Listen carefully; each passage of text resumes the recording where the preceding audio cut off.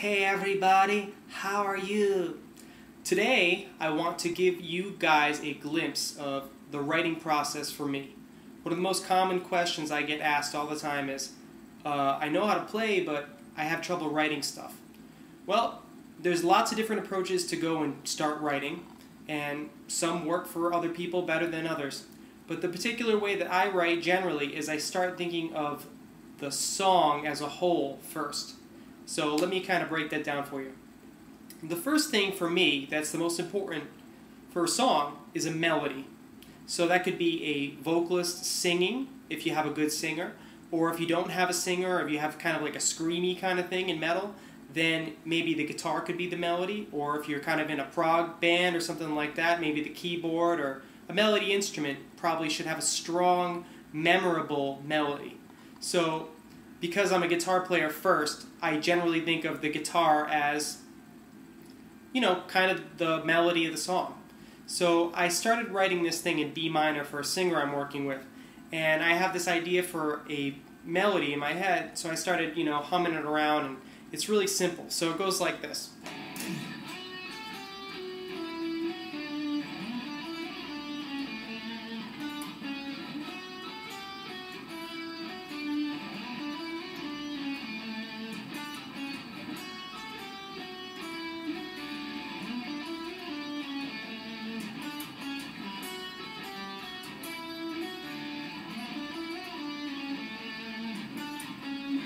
So it's really simple and it's repetitive, and hopefully it's kind of catchy. I wanted it to be a little poppy, but remember I still like to play metal, so I didn't want it to be too poppy. So next thing, what am I going to do? Well, I know the key that it's in. It's in B minor. So what can I do? Well, probably harmonize it with some B minor chords and diatonic chords in the key of B minor, right? So the first thing, well, kind of cliche, but most of the time we play the one chord minor, right? So that's kind of what I was hearing in my head. Right? So we got that, and the next chord we have, I just threw a G in there because that was the harmony, that was the melody that was kind of happening underneath, or above I should say. The next thing I did was a D, and then I played an A. So as this melody's going,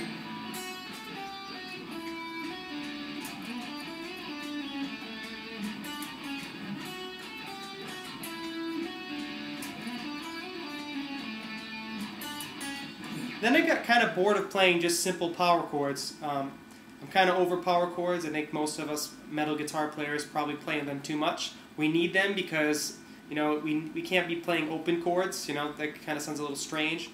But the power chords, man, just overused. So what I did is I started using ninths. So I made a little melody, a counter melody, to go and support that melody, the original one that I had. And I did that with a simple ninth melody. So I'll play the new modified riff underneath that melody. So this is what I did.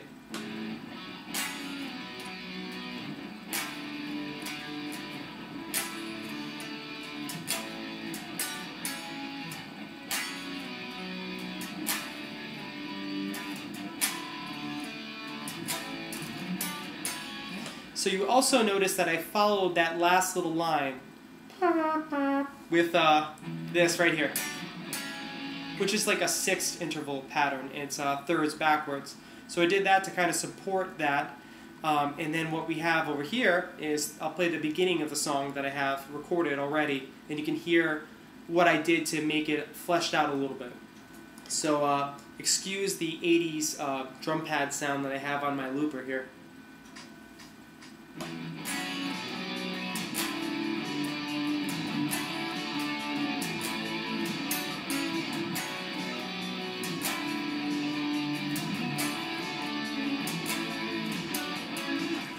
So after that, you probably heard some harmony that I put on top of the melody. Well, what I did is I just harmonized the end part, because I didn't want it to be harmonized the whole way through. I wanted it to be clear what that melody was, so hopefully it sticks in your head. So what I originally played, I'll play it again for you, was this.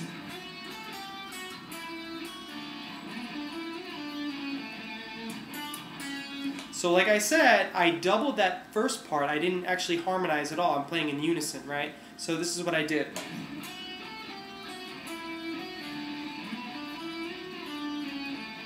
That's the original melody, and the only thing I changed, instead of going, I went.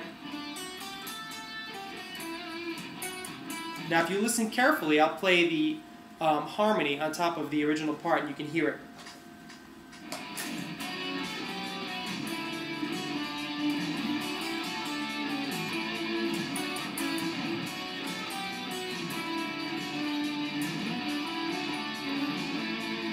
That's the original one. So I played both of those parts for you so you can hear kind of what I was thinking when I wanted to create a strong melody. The chords behind it are simple, but they're not just power chords, so I wasn't completely bored playing it, which, you know, most of us, we get bored if we're not moving our fingers a million miles an hour. I'm very guilty of that. Okay, so I had kind of an idea for an intro. Maybe I'll use it for the chorus, depending on if the lead singer comes up with their own melody on top of it, maybe a counter melody. Or maybe they'll be singing that line right there, this right here. This is the writing process, so nothing is definitely set in stone yet. The next thing I needed to do is I needed to make a verse.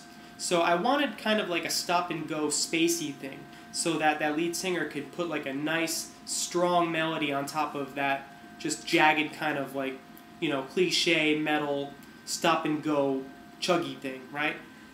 So I was in B minor, and the first idea I had was just a simple.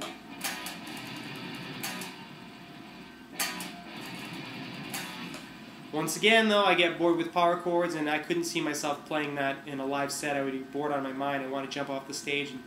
And, yeah. Anyway, so what I did is I made a riff with that same rhythm, right? And I want to lock in with that double bass when we have the drummer throw down his part on it. So the idea I had, I was tinkering around with it for maybe about an hour, and I came up with this part.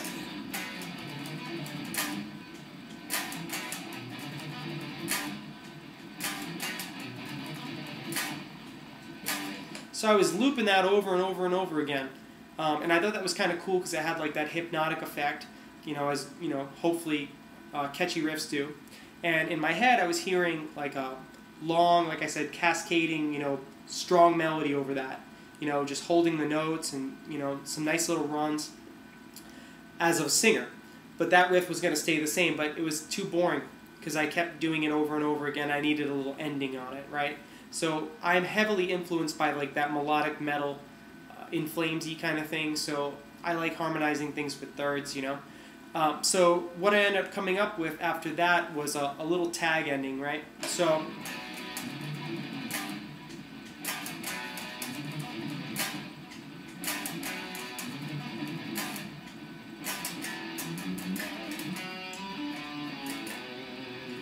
that little tag ending, I decided I was going to harmonize that up a third. So that's what I did, and then I harmonized that first part again with a third up. So my original riff was this. That's my original riff, right? Then what I did is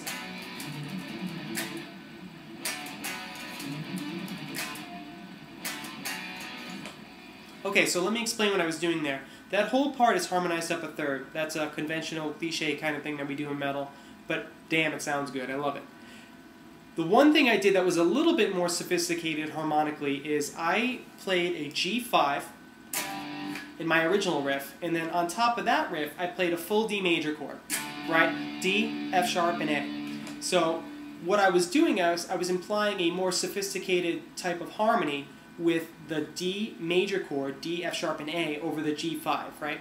So instead of just a G sound, like a G major chord, you basically are hearing a G major 9 chord, right? Because we have the F sharp and the A above it. So you're hearing a, you know, kind of a more sophisticated sound. So it's not just power chords. I mean, I just can't stand just playing power chords. That's my point. So after that, what I did is I needed something to kind of connect that first part, that kind of, either it's going to be the intro or a chorus or both, I don't know yet. So I had to put a little bit of shred stuff just because I have to keep my hands occupied on stage because I get bored quick. Obviously, I sound like I have ADD here. No offense.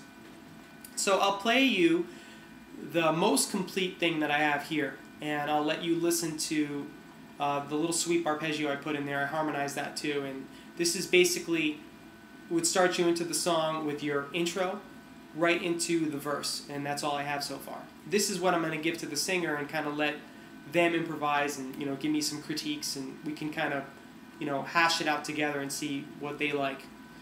So like I said, just a rough draft, but this is what I have so far.